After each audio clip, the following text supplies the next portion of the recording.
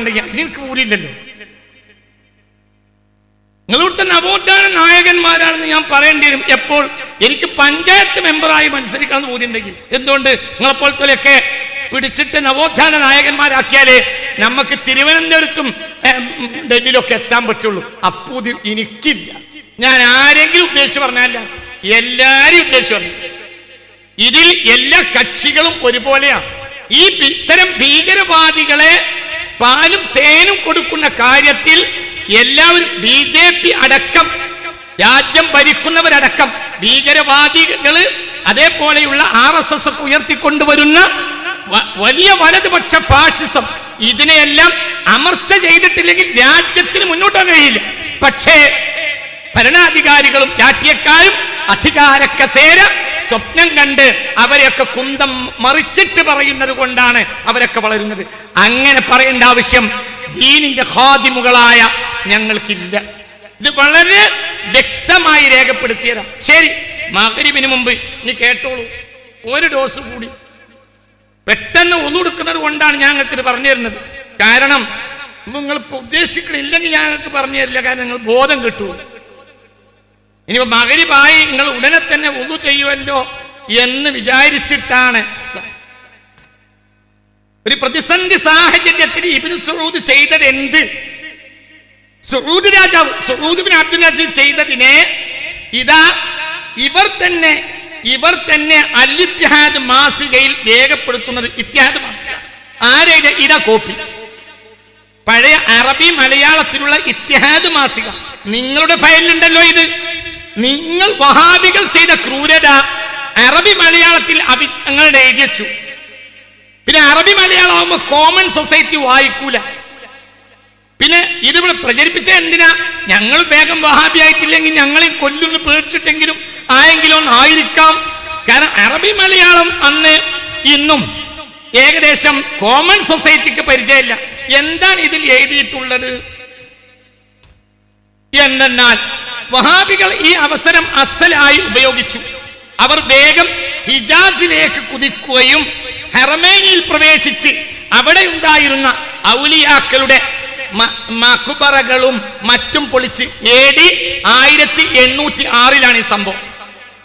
മഖ്ബറകളും മറ്റും പൊളിച്ച് അവിടെ ഉണ്ടായിരുന്ന മക്കയിൽ ഉണ്ടായിരുന്ന രത്നങ്ങളും മറ്റും കൊള്ളയടിച്ച് പരസ്യമായി മാർക്കറ്റിൽ ലേലം ചെയ്ത് വിറ്റു. വഹാബികളുടെ അൽ ഇത്തിഹാദ്. നിങ്ങൾ എഴുതിയാണ്, ഞങ്ങളല്ല, നിങ്ങൾ എഴുതിയാണ്. വെള്ളിപ്പാത്രങ്ങളും വെള്ളി വിളക്കുകളും അവർ ഉരുക്കി വിറ്റു. അതിന്റെ വില പരിശുദ്ധ നാടിന്റെ സംരക്ഷകർക്ക് വീതിച്ചു കൊടുത്തു. അതായത് കാബാലയത്തിന്റെ ഉള്ളിൽ കയറി എന്ന് മൊയ്ത് മൗലവി രേഖപ്പെടുത്തിയിട്ടുണ്ട്.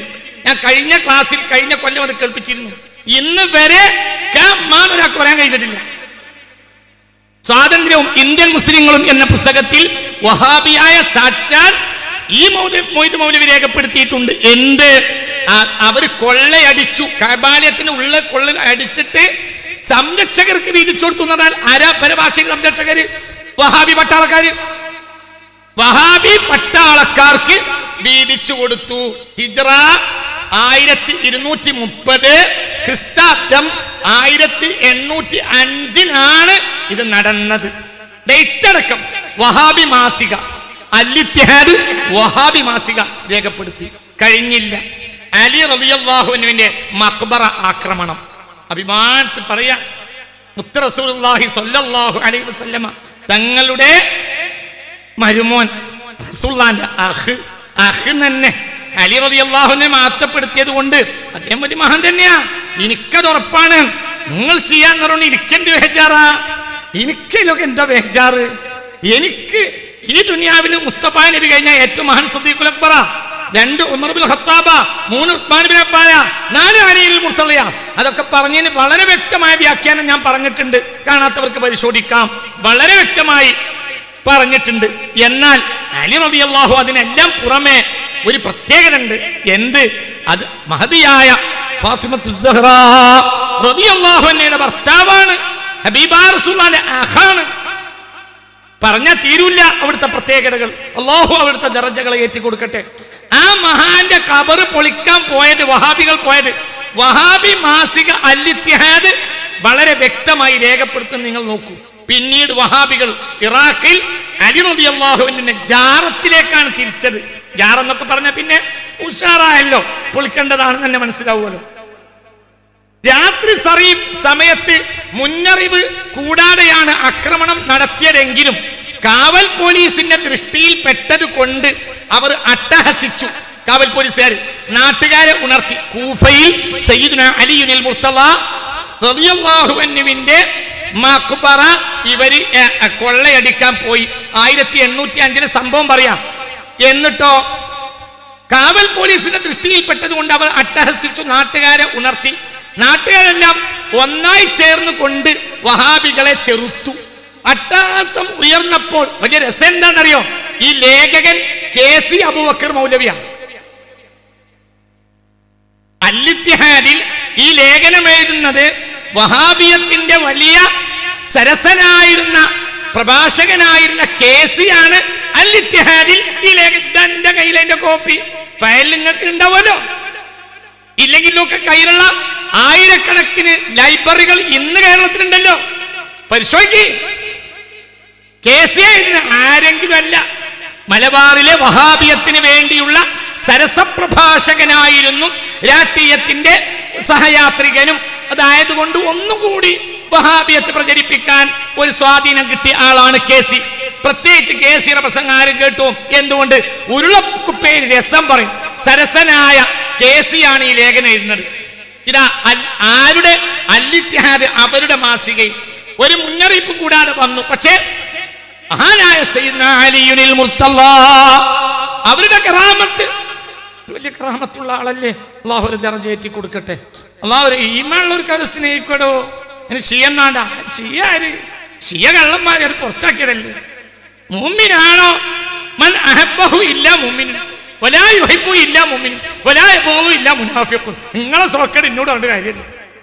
വലാ യുഹിബ്ബു ഇല്ലാ മുഅ്മിൻ, അലിയാരെ മുഅ്മിൻ അല്ലാതെ സ്നേഹിക്കൂലാൻ ആര് പറഞ്ഞു? മുത്ത് മുഹമ്മദ് മുസ്തഫ. കൊള്ളയടിക്കാൻ പോയി. അട്ടഹാസം. കാവൽ പോലീസുകാരെ അട്ടഹസിച്ചു. ചുറ്റിലുമുള്ള അറാബികൾ ഉണർന്ന് ഓടിയെത്തി വഹാബികളെ പിന്തുടർന്നു. അവർക്ക് വളരെ നാശങ്ങൾ വരുത്തി. തന്നിമിത്തം വഹാബികൾ പരാജയത്തോടെ സമാവ ഭാഗത്തേക്ക് ഓടി രക്ഷപ്പെട്ടു. KC എഴുതുന്നു. അവിടെ നിന്ന് നാട്ടിലേക്ക് മടങ്ങുകയും ചെയ്തു. ഇത് ക്രിസ്താബ്ദം 1807 നടന്നത്. അടുത്ത കൊല്ലം ഈ ലേഖനത്തിൽ KC എഴുതാം. അടുത്ത കൊല്ലം വഹാബികൾ ഫുറാത്ത് നദിയുടെ യൂഫ്രട്ടീസ് കരയിൽ സ്ഥിതി ചെയ്യുന്ന ആന ആക്രമിക്കുകയും അവിടെ നിന്ന് ഡമസ്കസിലേക്ക് മുന്നേറുകയും ചെയ്തു. ശ്രദ്ധിക്കണേ, അവസാനിപ്പിക്കാം. അന്ന് അവിടുത്തെ അമീറായ യൂസുഫ് പാഷയെ അവിചാരിതമായി പിടികൂടിയത് കൊണ്ട് അദ്ദേഹം അവരോട് സൗഹാർദ്ദം കാണിക്കുവാൻ നിർബന്ധിതനായി.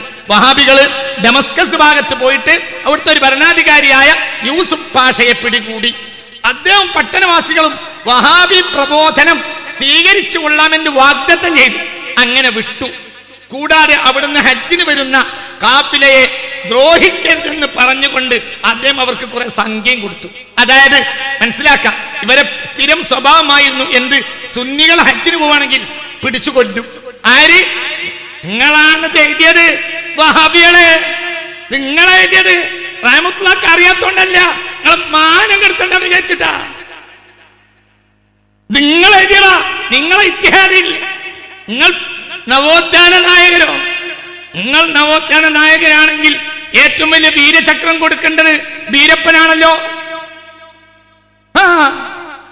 നിങ്ങൾ നേതാവ് നവോത്ഥാന നായകനാണെങ്കിൽ ഏറ്റവും വലിയ വീരപ്പനേക്കാളും വലിയ നവോത്ഥാന നായകൻ, നിങ്ങളെക്കാളും വലിയ നവോത്ഥാന നായകൻ വീരപ്പനും ചമ്പൽ റാണിയും കായംകുളം കൊച്ചുണ്ണിയൊക്കെ ആയിരുന്നു. ചിന്തിക്കണം. നമുക്കൊരു അബദ്ധം പറ്റി. എന്തുകൊണ്ട്? കായംകുളം കൊച്ചുണ്ണിയുടെ അനുയായികൾ വരുമ്പോൾ അവരോട് വർത്തമാനം പറയാനോ വാദപ്രതിവാദത്തിന് മെനക്കെടാനോ പാടില്ല. ആദ്യം അവർ കൊച്ചുണ്ണിയെ ഒഴിവാക്കണം, പിന്നെ സംസാരിക്കാം. അല്ലാതെ എന്ത്? നമ്മള് ഒരു മോശപ്പെട്ടവന്റെ വിഭാഗത്തോട് സംസാരിക്കാൻ പോലും പാടില്ല. വഹാബി പ്രബോധനം സ്വീകരിച്ചൊല്ലാമെന്ന് വാഗ്ദത്തം ചെയ്തു. കൂടാതെ അവിടെ ഹജ്ജിന് വരുന്ന കാഫിലയെ ദ്രോഹിക്കരുതെന്ന് പറഞ്ഞുകൊണ്ട് അദ്ദേഹം അവർക്ക് കുറെ സംഖ്യ കൊടുത്തു.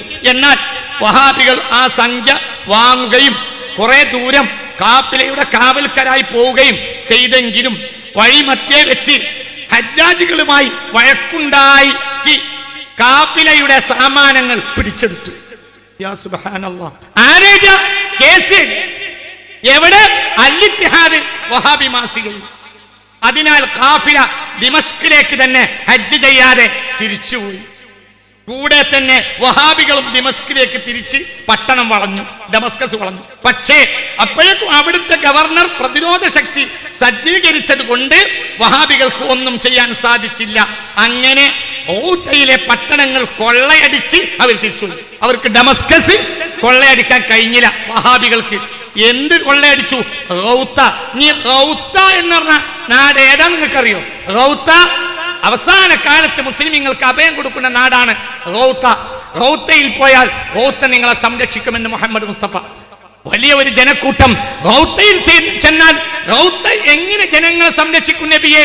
അപ്പോൾ പറഞ്ഞു തത്തസിഉ ഗൗത്ത ബിൽ മുസ്ലിമീന കമാ യത്തസിഉ റഅ്നു ബിൽ വലദ്. കുട്ടിയെ കൊണ്ട് ഗർഭപാത്രം വലുതാകും പോലെ ഗൗത്ത എന്ന നാട് ഏത് അഭയാർത്ഥിക്കും വലുതാകും. അത്രയും വലിയ സ്ഥാനമുള്ള നാടാണ് ഗൗത്താണ് മുഹമ്മദ് മുസ്തഫ. അത് കൊള്ളയടിച്ചു തിരിച്ചുപോയി. മഗ്രിബ് നിസ്കാരം കഴിഞ്ഞിട്ട് ബാക്കി പറയും. അതിനവരെന്ത് ചെയ്തുണ്ടാക്കി? അതിനവർ തട്ടിപ്പടച്ച ഒരു തൗഹീദ് ഉണ്ടാക്കി. അമ്പിയാക്കൾക്ക് പരിചയമില്ല. സിദ്ദീഖ് റളിയല്ലാഹു അൻഹു, ഫാറൂഖ് റളിയല്ലാഹു അൻഹു, ഉസ്മാൻ ഇബ്നു അഫ്ഫാൻ റളിയല്ലാഹു അൻഹു, അലിയുൽ മുർത്തള മുതൽ അതങ്ങനെ തന്നെ പകർത്തിയ മഹാനായ സയ്യിദുന ഹസനുൽ ബസ്രി മുതൽ, മഹാനായ ഉവൈസുൽ ഖറനി മുതൽ, മഹാനായ അബൂ ഹാമിദ് അൽ ഗസ്സാലി മുതൽ, മഹാനായ ഷെയ്ഖ് അബ്ദുൽ ഖാദിർ ജീലാനി മുതൽ ഇവരൊക്കെയാണല്ലോ മുസ്ലിം ലോകത്ത് വലിയ പരിഷ്കരണങ്ങൾ കൊണ്ടുവന്നു. ആ പരിഷ്കരണങ്ങളുടെ അളവ് ഞാൻ അടുത്ത പ്രഭാഷണത്തിൽ പറയാം. ഇതിൻ്റെ 4ാം പ്രഭാഷണത്തിൽ പറയാം. ആ പരിഷ്കരണം എത്ര, അതിൻ്റെ ഒരു സ്വാധീനം എത്രയാന്ന് പറഞ്ഞാൽ അവരാണ് സത്യത്തിൽ ദീനിനെ ഉയർത്തിപ്പിടിച്ചവർ. എവിടെയൊക്കെ മുസ്ലിം സമുദായ ശരീരത്തിന് പരിക്കുകൾ പറ്റിയോ, അകത്ത് ബിദ്അത്തിന്റെ കക്ഷികളും പുറത്ത് ചെങ്കിസ് ഖാനെ പോലെയുള്ള തെമ്മാടികളും എപ്പോഴെല്ലാം മുസ്ലിം സമുദായ ശരീരത്തിനും ഇസ്ലാമിന്റെ അടയാള സ്തംഭങ്ങൾക്കും ക്ഷതം സംഭവിപ്പിച്ചോ അപ്പോഴെല്ലാം പരിഹാരമുണ്ടാക്കിയത് മുബ്തദിഉകളല്ല, വലിയ വലിയ സൂഫികൾ. 1ാം സാഹചര്യത്തിൽ പരിഷ്കാരം ഉണ്ടാക്കിയതിന് മാറ്റം കൊണ്ടുവന്നത് അബൂ ഹാമിദിൽ ഗസ്സാലിയ റളിയല്ലാഹു അൻഹു. മുസ്ലിം സമൂഹം വീണു പോയടത്തുനിന്നാണ് എണീപ്പിച്ചത്. ആര്? അബൂ ഹാമിദിൽ ഗസ്സാലി റളിയല്ലാഹു. അത് ഞാൻ അടുത്ത ഒരു പ്രസംഗത്തിൽ പറയും, ഇപ്പോൾ അതിൻ്റെ ഒരു സമയമല്ല. 2ാമത്തെ രംഗത്ത് ഉയർത്തെഴുന്നേൽപ്പിച്ചത് അശ്ശൈഖുൽ അക്ബർ മുഹയ്യിദ്ദീൻ ഇബ്നു അറബിയാണ് റളിയല്ലാഹു അൻഹു. തകർക്കാൻ കഴിയാത്ത ഒരു ആത്മീയ വെളിച്ചം ഈ മഹാന്മാർ കൊടുത്തു. ആ മഹാന്മാരെ ചുറ്റിപ്പറ്റി വലിയ ആരിഫീങ്ങൾ വന്നു. ഷെയ്ഖ് അബ്ദുൽ ഖാദിർ ജീലാനി തങ്ങളെപ്പോലെ. അവർക്ക് മുഹയ്യിദ്ദീൻ എന്ന് പേര് വന്നത് വെറുതെ അല്ല. വിശ്വാസത്തിലും കർമ്മത്തിലും ഭൗതികമായ പ്രമത്തതയിലൊക്കെ ലയിച്ചു പോയി വിശ്വാസത്തിൽ ചാപല്യം സംഭവിച്ചു പോയ ഒരു ജനതയെ പുറത്തുനിന്നുള്ള ആക്രമണവും അകത്ത് ഖദരിയത്ത്, മുർജിയത്ത്, ജഹ്മിയത്ത് പോലെയുള്ള ഭീകര പ്രസ്ഥാനങ്ങൾ ഇസ്ലാമിനെ തകർക്കാൻ ശ്രമിച്ച സാഹചര്യങ്ങൾ, ഖവാരിജ് പോലെയുള്ള ആളുകൾ, അവിടെ നിന്നെല്ലാം ഉയർത്തി എണീപ്പിച്ചു കൊണ്ടുവന്ന മഹാരഥന്മാരാണ് ഇവരെല്ലാം.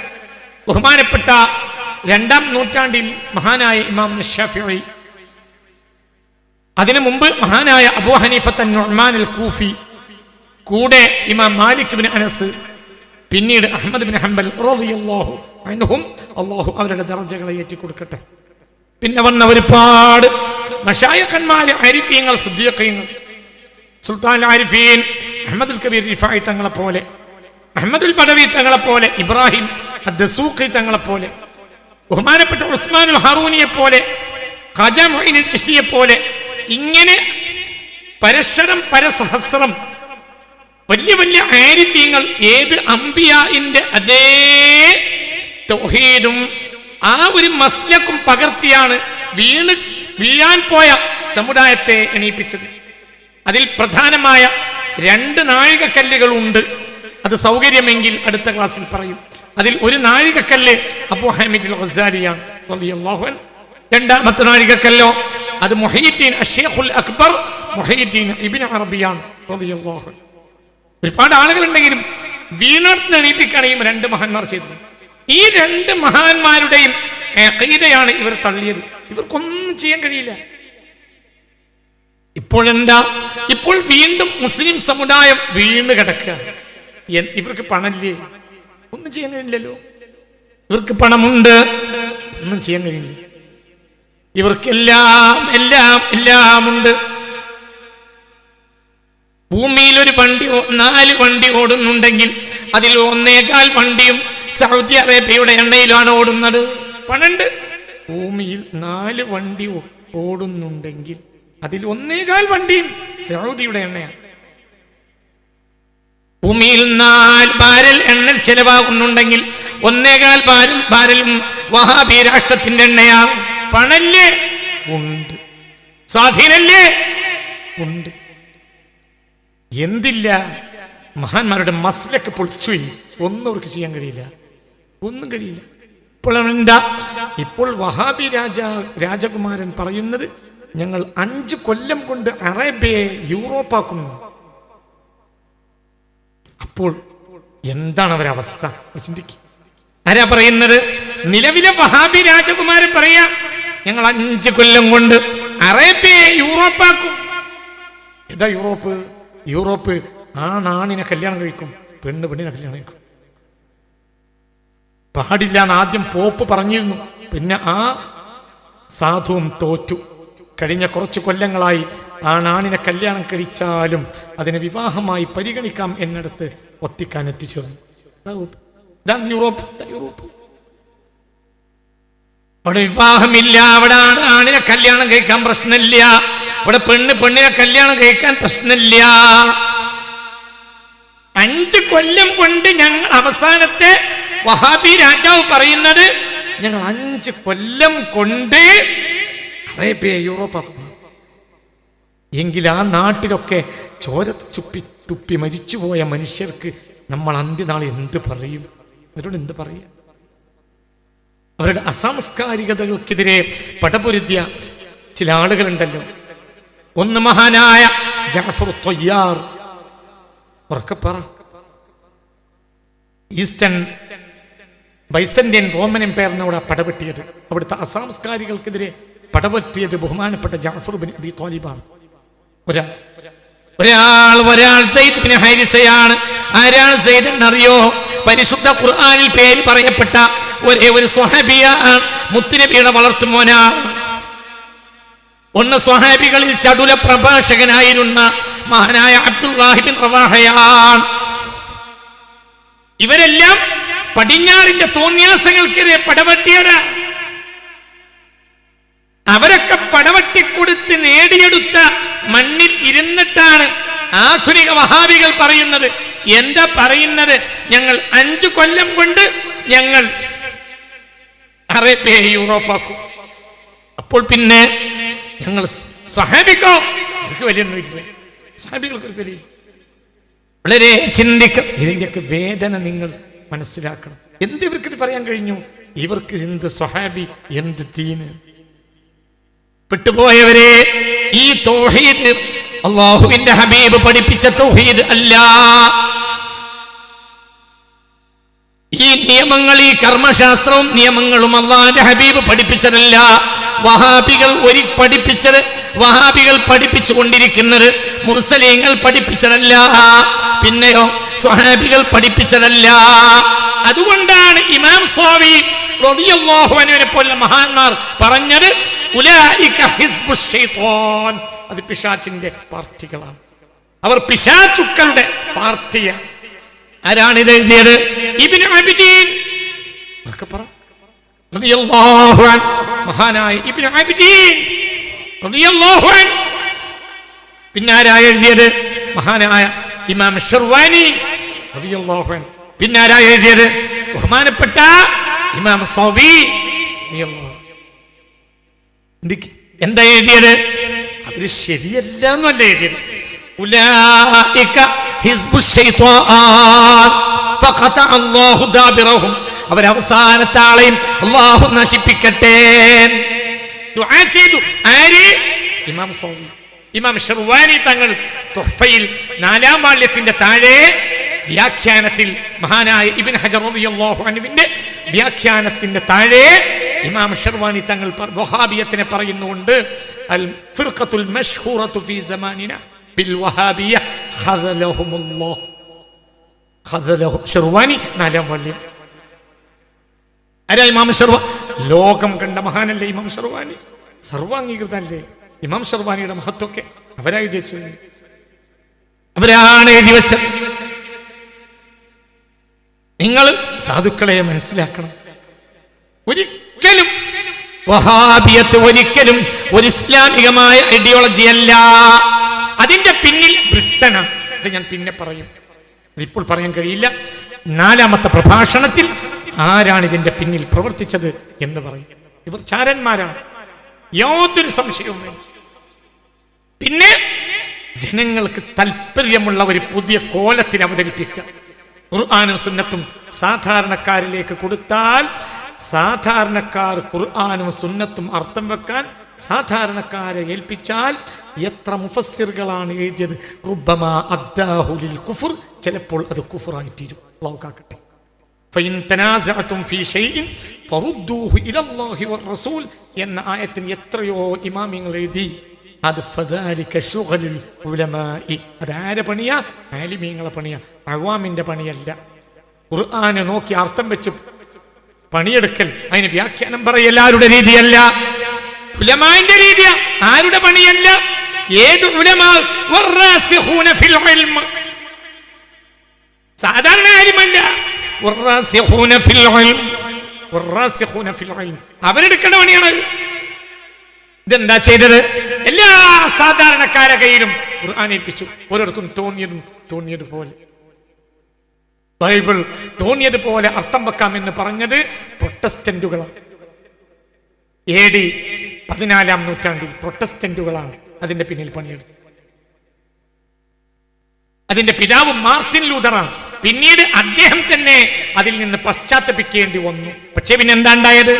പിന്നെ തോന്നിയതുപോലെ ബൈബിൾ വ്യാഖ്യാനിച്ചു. ഇന്ന് പ്രൊട്ടസ്റ്റന്റുകൾക്ക് ഭൂമിയിൽ 33,000 സഭകളാണ്. വളരെ ചിന്തിക്കണം. എന്തേ?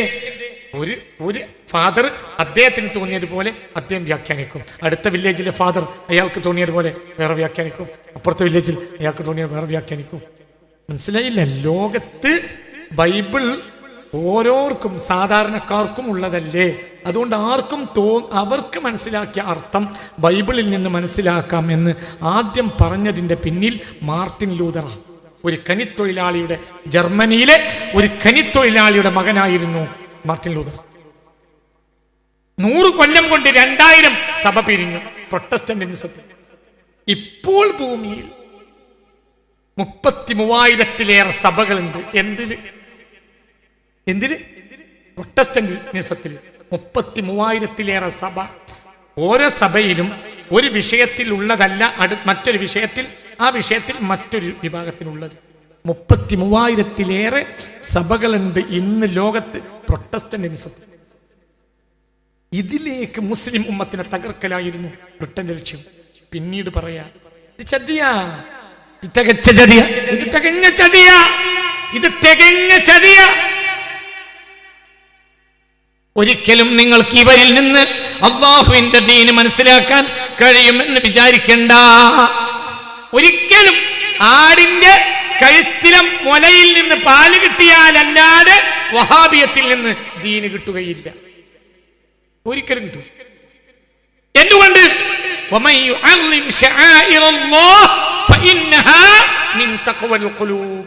ഞാൻ പിന്നീട് വരാം. അവർക്ക് അല്ലാഹുവിന്റെ ദീനിന്റെ അടയാള സ്തംഭങ്ങളോട് ഒരു ബഹുമാനവും, ഒരു ബഹുമാനവും. വളരെ ചിന്തിക്കണം. ഇതൊക്കെ തമാശയല്ലാതെ ആലോചിക്കണം. എന്തുകൊണ്ട്? അല്ലെങ്കിൽ ഇവർ കഅബയെ കൊള്ളയടിക്കേ. ഇന്ന് ഇവർ ആരങ്ങനെ ചെയ്തത്? അവരല്ലേ പറഞ്ഞു കൊള്ളയടിച്ചു. കഅബയിലുള്ള രത്നങ്ങളും മറ്റും കൊള്ളയടിച്ചു. വഹാബിയായ ചരിത്രകാരൻ ഇസ്ലാമിന്റെ ചരിത്രപാതയിലൂടെ 14 നൂറ്റാണ്ട് വഹാബി ചരിത്രകാരനായ പി മുഹമ്മദ് കുട്ടശ്ശേരി ഇനി നോക്കി എന്താ പറഞ്ഞു, എന്താ അയാൾ പറഞ്ഞു? കൊള്ളയടിച്ചു എന്ന് അൽ-ഇത്തിഹാദ് വഹാബി മാസിക എഴുതി, വഹാബി ചരിത്ര ഗ്രന്ഥം ഉൻവാനുൽ മജിദ് എഴുതി. സഊദികൾ ഇബ്നു അബ്ദുൽ വഹാബിന്റെ ആശയങ്ങൾ അക്ഷരം പ്രതി നടപ്പിൽ വരുത്തുന്ന സമീപനമാണ് സ്വീകരിച്ചത്. ജനങ്ങൾ പുണ്യസ്ഥലങ്ങളായി ഗണിച്ചു ആദരങ്ങൾ അർപ്പിക്കുന്ന സ്ഥലങ്ങളുടെ നേരെയെല്ലാം അവരുടെ കൈകൾ നീണ്ടു. ഖദീജ ബീവിയുടെ ഖുബ്ബ, നബി സല്ലല്ലാഹു അലൈഹി വസല്ലം ജനിച്ച സ്ഥലത്തെ ഖുബ്ബ, സ്വഹാബി വര്യന്മാരുടെ പേരിൽ രാജ്യത്തിന്റെ വിവിധ ഭാഗങ്ങളിൽ ജനങ്ങൾ ആദരം അർപ്പിക്കുന്ന സ്മാരകങ്ങൾ എല്ലാം തട്ടി നിരപ്പാക്കിയ സഊദികൾ റസൂലിന്റെ വിശുദ്ധദേഹം മറവ് ചെയ്യപ്പെട്ട സ്ഥലത്തുള്ള ആഭരണങ്ങളും നിക്ഷേപങ്ങളും എല്ലാം എടുത്തുകൊണ്ട് പോവുകയും ചെയ്തു. ആരാ എഴുതിയത്? ഞങ്ങളല്ല, പി മുഹമ്മദ് കുട്ടശ്ശേരി. ഒരാള് ഒക്കെ പോട്ടെ, കൊള്ളയടിക്കാൻ പോട്ടെ, ഒരു മുഅ്മിനായ മനുഷ്യന് തലയുയർത്തി നിൽക്കാൻ കഴിയില്ല അവിടെ. അയ്യോ, ഒരു മുഅ്മിനായ മനുഷ്യന് ഹബീബായ സ്വല്ലല്ലാഹു അലൈഹി വസല്ലമയുടെ റൗളയുടെ മുന്നിൽ തല ഉയർത്തി നിൽക്കാൻ കഴിയില്ല. അല്ലാഹു തൗഫീഖ് തരട്ടെ. ഇനിയും അവിടെ പോയി തല താഴ്ത്തി നിൽക്കാൻ അല്ലാഹു തൗഫീഖ് തരട്ടെ. അല്ലാഹു നമുക്ക് തൗഫീഖ് തരാൻ നിൽക്കാൻ കഴിയില്ല. എന്തിന് നിൽക്കാൻ കഴിയില്ല?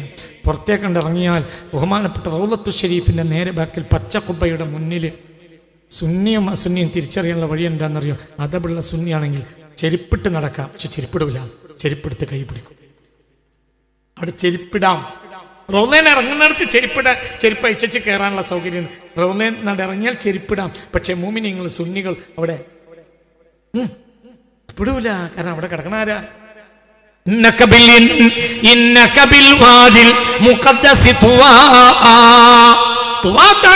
എത്തിയപ്പോൾ ചെരുപ്പഴിക്കാൻ പറഞ്ഞു മൂസാ നബിയോട്. എന്തേ? അവിടെ ഇമാം റാസി തങ്ങൾ തഫ്സീറുൽ കബീറിൽ പറയുന്നുണ്ട്, 70ഓളം അമ്പിയാക്കൾ ആടുമേച്ച് പോകുന്ന മണ്ണാണത്. അതുകൊണ്ടാണ് മൂസാ നബിയോട് ചെരുപ്പഴിക്കാൻ പറഞ്ഞത്. ഒരഭിപ്രായം അങ്ങനെയാണ്. വളരെ ചിന്തിക്കണം. ഇത് സാധാരണ നബിമാരല്ല. ഇതാരാ? ഇത് സയ്യിദുൽ ഖൽഖാണ്, സയ്യിദുൽ അംബിയാ.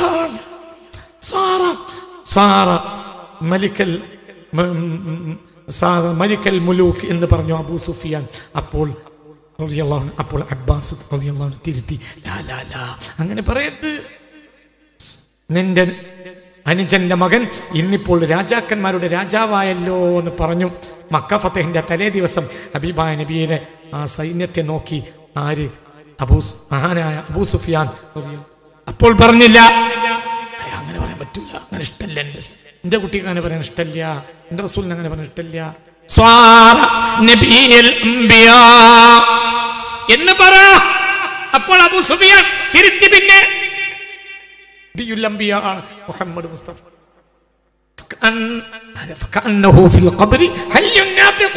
അതാണ് മുഹമ്മദ് മുസ്തഫ. മുഹമ്മദ് മുസ്തഫ. അവിടെയുള്ള രത്നങ്ങളും എല്ലാം വിലപിടിപ്പിച്ച വസ്തുക്കളും വഹാബികൾ, ഏത് വഹാബികൾ? മുഹമ്മദ് ഇബ്നു അബ്ദുൽ വഹാബിന്റെ ആശയം എന്താണ്? അയാൾ ആദ്യം പറഞ്ഞു, അക്ഷരം പ്രതി നടപ്പിലാക്കുന്ന വഹാബികൾ അവർ കൊള്ളടിച്ചുകൊണ്ടുപോയി. ഇവരിൽ നിന്ന് നിങ്ങൾക്ക് ദീന് കിട്ടുമ്പോൾ ആടിനെ കഴുത്തിന്റെ മുലയെന്ന് പാല് കിട്ടും. നിന്റെ സൗകര്യം ഇത് വെളിപ്പെടുത്തി കൊടുക്കൽ എന്റെ ഉത്തരവാദിത്തം. അവർക്കൊരിക്കലും ഒരു അടയാള സ്തംഭത്തോടും ഒരു ബഹുമാനവും ഇല്ല. ഒരു വഹാബി അല്ലാത്ത ഒരാളെയും അവർ മുസ്ലിമായി പരിഗണിക്കുന്നുമില്ല. ഞാൻ കേസിയുടെ ലേഖനത്തിന്റെ ഒരു ഭാഗം കൂടി വായിക്കാം. നേരത്തെ വായിച്ചതിൽ ഇത്തിഹാദിന്റെ ലേഖനങ്ങളാണ് എല്ലാം. കേസിയുടെ ലേഖനവുമുണ്ട്, അല്ലാത്ത ലേഖനവുമുണ്ട്. നേരത്തെ വായിച്ചതിൽ ഇതാ കേസിയുടെ ലേഖനം ഒന്നുകൂടി ഞാൻ വായിക്കാം. 1900 അൽ-ഇത്തിഹാദ് മാസികയിൽ കേസി അബൂബക്കർ മൗലവി എഴുതിയ ലേഖനം നവീന നജ്ദിന്റെ ചരിത്രം എന്ന് പറഞ്ഞെടുത്ത് എഴുതിയ ഒരു ഭാഗം. 1800 ഏപ്രിൽ 30 10,000 വരുന്ന ഒരു വമ്പിച്ച വഹാബി സൈന്യം കർബല പട്ടണം വളഞ്ഞു. ഞാൻ കഴിഞ്ഞ ക്ലാസ്സിൽ താരിഖ് നജ്ദിൽ നിന്ന് വായിച്ചു, വീണ്ടും വായിക്കാം. അൽ-ഇത്തിഹാദിൽ വഹാബികൾ തന്നെ അറബി മലയാളത്തിൽ പണ്ട് ലേഖനം എഴുതിയിട്ടുണ്ട്. 1800 ഏപ്രിൽ 30 10,000 വരുന്ന ഒരു വമ്പിച്ച വഹാബി സൈന്യം കർബല പട്ടണം വളഞ്ഞു. പട്ടണവാസികളിൽ ഒരു ഭാഗത്തെ അവർ കൊന്നുകളഞ്ഞു. ഈ കിതാബിലുള്ളത് ഗാലിബ അഹ്ലിഹാ, മിക്കവാറും പട്ടണവാസികളെ കൊന്നുകളഞ്ഞു എന്നാണ്. മിക്കവാറും പട്ടണവാസികളെ കൊന്നുകളഞ്ഞു എന്നാണ് ഈ ഉൻവാനുൽ മജ്ദി എന്ന കിതാബിലുള്ളത്. ഇതേക്കുറിച്ച് ബഹുമാനപ്പെട്ട ഉസ്താദ് നാട്ടിക മൂസ മുസ്ലിയാർ എഴുതിയ ലേഖനത്തിലുള്ളത് ഇങ്ങനെയാണ്. മദീന ഇവിടെ അങ്ങനെ നബിയുടെ മദീനയുടെയും ഷാം, അലപ്പോ, ബഗ്ദാദ് എന്നിവയുടെയും ഇടക്കുള്ള പ്രദേശങ്ങളും മക്കയും മദീനയും അവർ കീഴടക്കി. നാട്ടിക ഉസ്താദിന്റെ ലേഖനമാണ്. 1217 ഹിജ്രി ത്വായിഫ് കീഴടക്കുമ്പോൾ കുട്ടികളെയും മുതിർന്നവരെയും അവർ കൊന്നൊടുക്കി. ആയുസ് ദീർഘമുള്ളവരൊഴികെ അന്ന് രക്ഷപ്പെട്ടിരുന്നില്ല.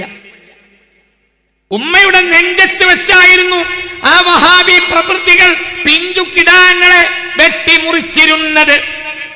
മുതലുകൾ കൊള്ളയടിക്കുകയും സ്ത്രീകളെ അടിമകളാക്കുകയും ചെയ്തു. പിന്നീടവർ മുസ്ലിം സമുദായത്തിൽ കാട്ടിക്കൂട്ടിയ സംഭവങ്ങളൊന്നും പറയാതിരിക്കലായിരിക്കും ഭേദം. ഇത് തന്നെ കേസ് എഴുതുന്ന നോക്ക്. അത് ത്വായിഫ് സംഭവം, ഇത് കർബല സംഭവം. ഒരു വമ്പിച്ച വഹാബി സൈന്യം കർബല പട്ടണം വളഞ്ഞു. പട്ടണവാസികളിൽ ഒരു ഭാഗത്തെ കൊന്നു കളഞ്ഞു. എന്നാൽ ഉൻവാനുൽ മജ്ദിലുള്ളത് ഒരു ഭാഗത്തേനല്ല, ഖതലു ഗാലിബ അഹ്ലിഹാ, കർബലയിലുള്ള മിക്കവാറും ആളുകളെ കൊന്നുകളഞ്ഞു. എല്ലാവരും കൊന്നു. ഷിയാക്കളാണ്. ഷിയാക്കളെ കൊല്ലണം എവിടെയുള്ളത്? ഷിയാക്കളാണ്. ഷിയാക്കൾ അവരെ കൊല്ലണം എവിടെയുള്ളത്? അല്ല, അവിടെ കൊല്ലണം എവിടെയുള്ളത്? അവരോട് വാദപ്രതിവാദം നടത്തി അവരെ തോൽപ്പിക്കണം, അവരെ കൊല്ലണം എവിടെയുള്ളത്? അതും രസമുണ്ട്. എന്നാണ് ഈ കൊല്ലണം എന്നറിയോ? മുഹറം 10. മനസ്സിലായില്ല? മുഹറം 10 ആളുകൾ എവിടെ ഒരുമിച്ച് കൂടും? മുഹറം 10 ഷിയാക്കളെ പറ്റി പറയാം. ഷിയാക്കൾ മുഹറം 10 എവിടെ ഒരുമിച്ച് കൂടുക? എന്തെങ്കിലും 10 റുപ്യ കയ്യിലുള്ള ഷിയാക്കളാണെങ്കിൽ എവിടെ പോകും? ഹുസൈൻ റളിയല്ലാഹു അൻഹുവിന്റെ മഖബറിൽ പോകും. അത് തെറ്റല്ല. അവര് അന്ന് കാട്ടിക്കൂട്ടുന്നത് തെറ്റല്ലേ? തെറ്റാണ്. തെറ്റ് ചെയ്യുന്നവരെയൊക്കെ കൊല്ലാൻ നമ്മളാരാ? അതേത് നിയമ? തെറ്റിയെന്നവരൊക്കെ കൊല്ലണം നമ്മളെ ഏൽപ്പിച്ചിട്ടുണ്ടോ? ആരടാ ഇതിനെ ഏൽപ്പിച്ചത്? ആരടാ പടച്ച ഈ തെറ്റിയെന്നവരൊക്കെ ഏൽപ്പിച്ചത്? തെറ്റല്ലേ? ഷിയാക്കൾ ചെയ്യുന്ന തെറ്റല്ലേ? തെറ്റാണ്. എന്നാൽ അവരെ കൊല്ലുന്നത് അതിനേക്കാൾ വലിയ തെറ്റാണ്. ഈ കിതാബിലുള്ളത് നട്ടപ്പാതിരക്കള് ചെന്നിട്ട് ഉറങ്ങിക്കിടക്കണ പെണ്ണുങ്ങളെ കുട്ടികളെ ഒക്കെ കൊന്നു. ചന്തയിൽ കിടക്കുന്നവര്, അതായത് വലിയൊരു ആഘോഷം കഴിഞ്ഞ് കിടക്കുക, ഒരു പരിപാടി മുഹറം 10 അത് കഴിഞ്ഞ് ഉറങ്ങണ മനുഷ്യന്മാരെ നട്ടപ്പാതിര വെളുപ്പാൻ കാലത്ത് പോയിട്ട് അത് കൊന്നു. ഒക്കെ അനറബികളെ എന്നിട്ടോ ഹുസൈൻ കേസ് എഴുതുന്നു. അൽ-ഇത്തിഹാദ് വഹാബി മാസിക. അവിടേക്ക് അനറബികളായ ഹുസൈൻ റളിയല്ലാഹുവിന്റെ മഖാം കൊള്ളയടിച്ചു. അവിടേക്ക് അനറബികളായ സന്ദർശകന്മാർ വഴിപാട് കൊടുത്തിരുന്ന എല്ലാ വിലപിടിച്ച രത്നങ്ങളും മറ്റും അവർ ശേഖരിച്ചു. ഇതൊന്നും അവരുടെ ഹൃദയത്തിന് അസഹനീയമായി തോന്നിയില്ല. എന്തുകൊണ്ടെന്നാൽ ഖബറിന് വഴിപാട് കൊടുക്കുന്നവരുടെ നേരെ അവർക്കുണ്ടായിരുന്ന വീക്ഷണഗതി കാഫിറുകൾക്ക് നേരെ ഉണ്ടായിരുന്ന വീക്ഷണഗതി തന്നെയായിരുന്നു. അതിനർത്ഥം നമ്മൾ ഇവിടെയും അങ്ങനെ കണക്കാക്കണം എന്നാണ്. അതായത് നമ്മളെ നേതാക്കന്മാര് സുന്നികളെയും ഷിയാക്കളെയും കാഫിറായിട്ടല്ലേ പരിഗണിക്കുന്നുള്ളൂ. ഇവിടെ നമ്മൾ മുസ്ലിമായി പരിഗണിക്കേണ്ട ആവശ്യം എന്ത് എന്നർത്ഥം? അതായത് കാഫിറുകൾക്ക് നേരെ, ഞാൻ പറഞ്ഞു സാധാരണ കാഫിറല്ല, ഹർബിയ കാഫിർ, അവരോടുള്ള അതേ വീക്ഷണഗതിയായിരുന്നു ഈ വഹാബികളല്ലാത്തവരുടെ നേരെ ഇവർക്കുണ്ടായിരുന്നത്. അൽ-ഇത്തിഹാദ് മാസിക പുസ്തകം 2 ലക്കം 7 1955 എല്ലാം നശിപ്പിച്ചു. ബഹുമാനപ്പെട്ട കഅബാലയത്തെ കൊള്ളയടിച്ചു. മക്കക്കാരെ അവര് പട്ടിയെയും പൂച്ച ഈച്ചയെയും തീറ്റിക്കുന്ന സാഹചര്യം ഉണ്ടായി. കഴിഞ്ഞ ക്ലാസ്സിൽ ഞാൻ വായിച്ചു. ഇന്ന് സൗകര്യമുണ്ടായാൽ വീണ്ടും വായിക്കും ഇൻഷാ അല്ലാഹ്. പക്ഷേ ഞാൻ മക്കയുടെ ചരിത്രം സാന്ദർഭികമായി ഒന്ന് പറയാം, അതിൽ നിന്ന് ചിന്തിക്കണം. മക്കയെ തൊടാത്തവരാണ് 1400 കൊല്ലത്തെ മുസ്ലിം ഭരണാധികാരികൾ. മക്കയെ പേടിച്ചിട്ടല്ലാത്ത ഒരു ഭരണാധികാരി ഉണ്ടായിട്ടില്ല, ഇല്ല. വളരെ അത് തെറ്റിച്ച ഒരു കൂട്ടർ ആര് മാത്രം? 2 കൂട്ടരാ തെറ്റിച്ചത്. ഒന്ന് ഹജ്ജാജ് ബിൻ യൂസുഫ്, ഒന്ന് വഹാബികൾ. ഏത് വിഭാഗവും അതിനിടയിൽ ഷിയാക്കൾ പോലും ഭരിച്ചിട്ടുണ്ട്. എന്തുകൊണ്ടാണ് ഷിയാക്കൾ പോലും എന്ന് പറയാൻ കാരണം, അവര് ശുദ്ധമായ മുസ്ലിം വിഭാഗമല്ല, ഇസ്ലാമിൽ നിന്ന് പിഴച്ചു പോയ കക്ഷിയാണ് ഷിയാത്ത്. അല്ലാഹു തആല ഷിയാത്തുണ്ടാക്കുന്ന നാശത്തിനെ തൊട്ട് സമുദായത്തെ കാത്തുരക്ഷിക്കട്ടെ. ഷിയാത്തിനെ കുറിച്ച് പിന്നീട് പറയും ഇൻഷാ അല്ലാഹ്, അത് പിന്നീട് പറയേണ്ടത്. വഹാബികളെ പോലെ തന്നെ സാമ്രാജ്യത്വവാദികളുടെ ചട്ടുകമാണ് ആര്? ഷിയ. ഒരിക്കലും അടുപ്പിക്കാവുന്ന ഒരു വിഭാഗമല്ല ഷിയ. അവര് മഹാനായ ശൈഖൈനിയെ ആക്ഷേപിക്കുന്നവരാണ്. അവരിൽ വലിയ ശതമാനവും മഹാനായ സിദ്ദീഖ്, ഫാറൂഖ് റളിയല്ലാഹു അൻഹുമാ അവരെ ആക്ഷേപിക്കുന്നവരാണ് അവരിൽ വലിയ ഒരു സംഘവും. അതുകൊണ്ട് ഷിയത്തിനെ വെള്ളപൂശുന്ന ഒരു പണിയും ചെയ്യാൻ പാടില്ല. അവർ വഹാബികളെ പോലെയോ ഒരു പടി മുന്നിലോ മുസ്ലിം സമുദായത്തിൽ നിന്ന് പുറത്താക്കപ്പെട്ട ഒരു സംഘമാണ്. പക്ഷേ അവരോടും നീതി കാണിക്കണം. ولا يجرمنكم شنآن قوم على ألا تعدلوا اعدلوا هو أقرب للتقوى. ഷിയാക്കൾ ഭരിച്ചിട്ടുണ്ട് മക്ക, പക്ഷേ അവർ മക്കയോട് അനാദരവ് ചെയ്തിട്ടില്ല. ചരിത്രത്തിൽ മക്കയോട് അനാദരവ് ചെയ്തത് 3 പാർട്ടിയാണ്. ഒന്ന് ഹജ്ജാജ് ഇബ്നു യൂസുഫ്, 2 ആദ്യത്തെ വഹാബി സ്റ്റേറ്റ്, 3 ഒന്നാം ലോക മഹായുദ്ധം കഴിയുമ്പോൾ ബ്രിട്ടീഷുകാർ. ഇതെല്ലാം കൂടെ ഈ പ്രഭാഷണത്തിൽ പറയാൻ കഴിയില്ല. എന്നാലും ഞാൻ മക്കയെ നിങ്ങൾക്കൊന്ന് പരിചയപ്പെട്ടു. 1400 കൊല്ലണ്ടല്ലോ. മുത്ത് മുഹമ്മദ് മുസ്തഫ സല്ലല്ലാഹു അലൈഹി വസല്ലമ തങ്ങൾക്ക് മക്ക ഫതഹ് ലഭിക്കുന്നത് AD 630. ഇതേതാ കൊല്ലം? AD 2022. ഹബീബ റസൂലുള്ളാഹിക്ക് മക്ക ഫതഹ് ലഭിക്കുന്നത് AD 630. 632 ഹബീബ നബിയുടെ വഫാത്ത് സല്ലല്ലാഹു അലൈഹി വസല്ലം. മനസ്സിലായോ? ചിന്തിക്കണം. AD 630 മുതൽ ഒന്ന് കൂട്ടി നോക്ക്. ഏകദേശം 1400 കൊല്ലത്തിലേറെ, 1430 കൊല്ലത്തിലേറെയായി മക്ക മുസ്ലിമീങ്ങളുടെ കയ്യിലാണ്. ഹബീബായ മുത്ത് മുഹമ്മദ് മുസ്തഫ സല്ലല്ലാഹു അലൈഹി വസല്ലമയുടെ ജനത്തിന്റെ കയ്യിലാണ്, സമുദായത്തിന്റെ കയ്യിലാണ്. പക്ഷേ ആ മക്കയുടെ അനാദരവ് കാട്ടിയ വിഭാഗത്തിൽ വളരെ കുറഞ്ഞ വിഭാഗങ്ങൾ. 1 ഹജ്ജാജ് ഇബ്നു യൂസുഫ്, 2 വഹാബിയത്ത്, 3 വഹാബികൾക്ക് വേണ്ടി ബ്രിട്ടൻ. തുടർന്ന് വഹാബികൾ 2 തവണ ചെയ്തിട്ടുണ്ട്.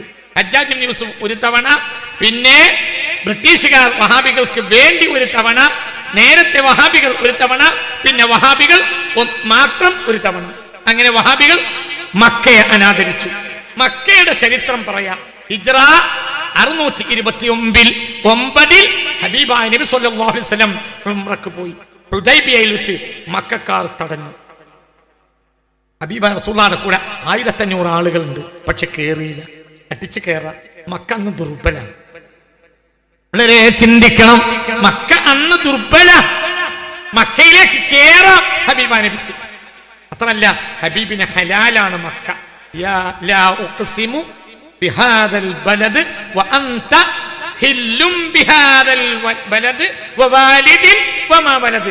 വാലിദാര ഒരഭിപ്രായം സയ്യിദ് ഇബ്രാഹിം, വലദാര മുഹമ്മദ് മുസ്തഫ. വഅൻത ഹില്ലും ബിഹാദൽ ബലദ് വവാലിദിൻ വമാ വലദ്. ഇവിടെ വാലിദ് ഹബീബാ നബി സയ്യിദ് ഇബ്രാഹിം അലൈഹിസ്സലാം, വലദ് മുഹമ്മദ് മുസ്തഫ സല്ലല്ലാഹു അലൈഹി വസല്ലം. വളരെ ചിന്തിക്കണം. വഅൻത ഹില്ലും ബിഹാദൽ ബലദ്. അവിടെ ഒന്ന് ഏൽക്കണമെങ്കിൽ ലോക ചരിത്രത്തിൽ അല്ലാഹു തആല മക്കയെ ഹലാലാക്കി കൊടുത്ത ഒരൊറ്റ മനുഷ്യൻ മുഹമ്മദ് മുസ്തഫയാണ്. പക്ഷേ ചെയ്തിട്ടില്ല. AD 629 ഹുദൈബിയയിൽ ഉപരോധിക്കപ്പെട്ടു ഹബീബ നബിയെയും ഉംറക്ക് വരുന്നവരെയും. പിന്നെയോ പിന്നെ ഒരു ചർച്ച നടന്നു. ആ ചർച്ചയിൽ നബി സല്ലല്ലാഹു അലൈഹി വസല്ലം അവർ പറഞ്ഞതുപോലെ സ്വീകരിച്ചു. എന്താണോ മക്കക്കാർ പറഞ്ഞത് അതൊക്കെ റസൂലുള്ളാഹി സ്വീകരിച്ചു. എന്തൊക്കെ പറഞ്ഞ് ഒരു നിലക്ക് തോറ്റ് കൊടുക്കും എഴുതി ഒപ്പിട്ട് കൊടുക്കുമ്പോൾ ഒപ്പിട്ട് കൊടുത്തു. എന്താണ്? സന്ധി കാലഘട്ടം. സന്ധിയിൽ എന്താ നിയമം? മക്കയിൽ നിന്ന് ആരെങ്കിലും മദീനയിലേക്ക് വന്നാൽ തിരിച്ചയക്കണം സന്ധി കാലത്ത്. എന്നാൽ മദീനയിൽ നിന്ന് ഒരാൾ മക്കയിലേക്ക് വന്നാൽ തിരിച്ചയക്കുകയില്ല. അപ്പൊ പറ്റ തോറ്റ ഈറ്റപ്പുലി പോലെ 1500 ആൾ ഹബീബിന്റെ കൂടെ ഉണ്ട് സല്ലല്ലാഹു അലൈഹി വസല്ലം. ഒന്നാണ് കേറാനേ ഉള്ളൂ. മക്ക അന്ന് ദുർബലവും. എനിക്കറിയാലോ മക്കയുടെ അന്നത്തെ അവസ്ഥ. ഹബീബ് കേറിയില്ല. എന്തുകൊണ്ട്? വമൻ യുഅള്ളിം ശആഇറല്ലാഹി ഫഇന്നഹാ മിൻ തഖ്വൽ ഖുലൂബ്. അതിന്റെ പേരിൽ ഹബീബായ നബി സല്ലല്ലാഹു അലൈഹി വസല്ലം വിഷമിച്ചു. കൂട്ടത്തിൽപ്പെട്ട പലരും മുസ്തഫ നബി സല്ലല്ലാഹു അലൈഹി വസല്ലമയോട് അനിഷ്ടം അറിയിച്ചു. നബി എന്തിനാ നമ്മൾ ഇങ്ങനെ അവർക്ക് എങ്ങനെ ഒത്തുകൊടുക്കണ്ട്? അങ്ങൊന്ന് പറഞ്ഞാൽ മതി, ഞങ്ങൾ എന്തു ചെയ്യും, ശരിയാക്കി. വേണ്ട വേണ്ട ഉമറേ, ഞാനല്ല. സിദ്ദീഖ് റളിയല്ലാഹു അൻഹു ഹബീബായ റസൂൽ സല്ലല്ലാഹു അലൈഹി വസല്ലം തങ്ങളുടെ വാക്ക് കേട്ടു വന്ന സിദ്ദീഖുൽ അക്ബർ ദേഷ്യപ്പെട്ടു. കൂടെയുള്ളവരും നിങ്ങൾക്കറിയില്ലേ ആരെ പറയുന്നത്? റസൂലുള്ളാഹിയല്ലേ. മക്കയിലേക്ക് പോണ്ട, നമ്മൾക്ക് പരാജിതരായി മടങ്ങിപ്പോകാം. ആയിക്കോട്ടെ, പരാജിതരായിക്കോട്ടെ. അല്ലാഹുവിന്റെ റസൂലല്ലേ പറയുന്നത്. നിങ്ങൾക്ക് എന്ത് പറ്റി അല്ലേ ചിന്തിക്കണം. ഒന്നും ചെയ്തില്ല. എന്തേ? മക്കയിൽ കളിക്കരുത്. അവർ പറഞ്ഞു അടുത്ത വർഷം വരാം, ആയുധങ്ങളില്ലാതെ വരാം, കയ്യാങ്കളി വേണ്ട, നിനക്കും വേണ്ട, ആയുധം വേണ്ട, നിരായുധരായി വന്ന് ഉംറ ചെയ്യാം. സമ്മതിച്ചു. ആയിക്കോട്ടെ, നിരായുധരായി ഉംറ ചെയ്താൽ അവർ ഇങ്ങോട്ട് കൊല്ലുന്നല്ലാതെ പിന്നെ അങ്ങോട്ടും എല്ലാം വഴിയൊന്നുമില്ലല്ലോ. ആയിക്കോട്ടെ, എന്നാലും വേണ്ട. എന്തുകൊണ്ട്? ഞങ്ങളെ കൊണ്ട് മക്കയിൽ ഒരു കയ്യാങ്കളി ഉണ്ടാകാൻ പാടില്ല. വളരെ ചിന്തിക്കണം. AD 629 630 أنا نبي لا كذب أنا بن عبد المطلب أنا نبي لا كذب أنا بن عبد المطلب.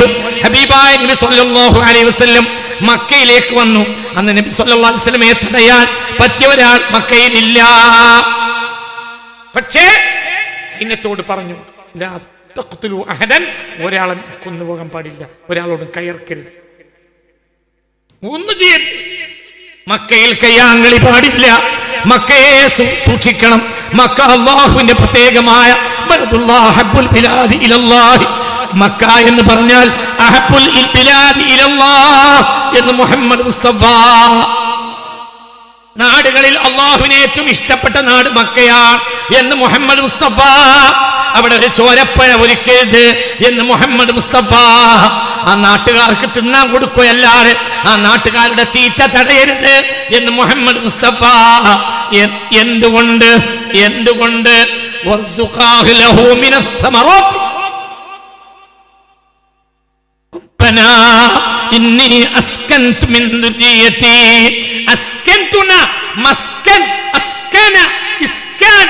ശാന്തമായി പാർപ്പിക്കുക.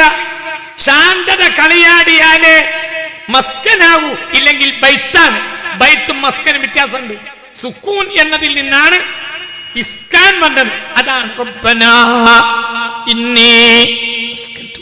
അപ്പോൾ സയ്യിദ് ഇബ്രാഹിം അലൈഹിസ്സലാത്തു വസ്സലാമിനെ അംഗീകരിക്കുന്ന ലോകത്തെ സകല ജനങ്ങൾക്കും 3 വിഭാഗം ആളുകൾ ഇന്ന് ഇബ്രാഹിം നബി അംഗീകരിക്കേണ്ടി വരും.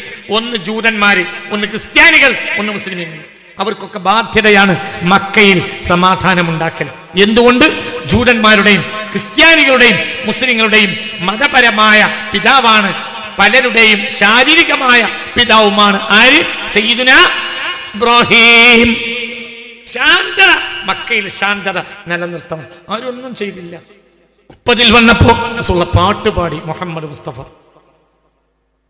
അന നബിയുൻ ലാ കദിബ് അന ബിനു അബ്ദിൽ മുത്തലിബ് അന നബിയുൻ ലാ കദിബ് അന ബിനു അബ്ദിൽ മുത്തലിബ്. നല്ല ഉഷാറിലല്ലേ ഇരിക്കുന്നത്. താരീഖ പറയുന്നത് ശ്രദ്ധിക്കണം കേട്ടോ, ഇത് മറക്കരുത്. ഇത് നമ്മൾ പറയാൻ 2 കാരണമുണ്ട്. ഇന്ന് നമ്മളെ കുട്ടികൾക്ക് താരീഖ് അറിയൂല. ഇവിടെ ഇവർ ചുളിവിൽ രക്ഷപ്പെടാനുള്ള കാരണം സുന്നികൾക്ക് താരീഖ് പഠിപ്പിക്കുന്ന പണി അവസാനിച്ചത്. പണ്ടത്തെ ആലിമീങ്ങൾക്ക് താരീഖ് അറിയും, ആരൊക്കെ എന്തൊക്കെ ചെയ്തു എന്നറിയും. ഇന്നിപ്പോ നമുക്ക് ഉളൂവിന്റെ 2 കൊല്ലത്ത് വെള്ളത്തിന്റെ കഥയല്ലാതെ താരീഖ് അറിയില്ല. അത് നല്ലതല്ലേ, അത് അറിയേണ്ടതാ. പക്ഷെ അതിനേക്കാൾ മർമ്മമാണ് എന്ത്? ഒരു ജനതയാക്കുന്ന താരീഖാണ് സിറാത്തുൽ ലദീന അൻഅംത അലൈഹിം. അതും അറിയണം. ഗൈറിൽ മഗ്ദൂബി അലൈഹിം വലദ്ദാല്ലീൻ അതും അറിയണം. അല്ലാഹു തൗഫീഖ് തരട്ടെ.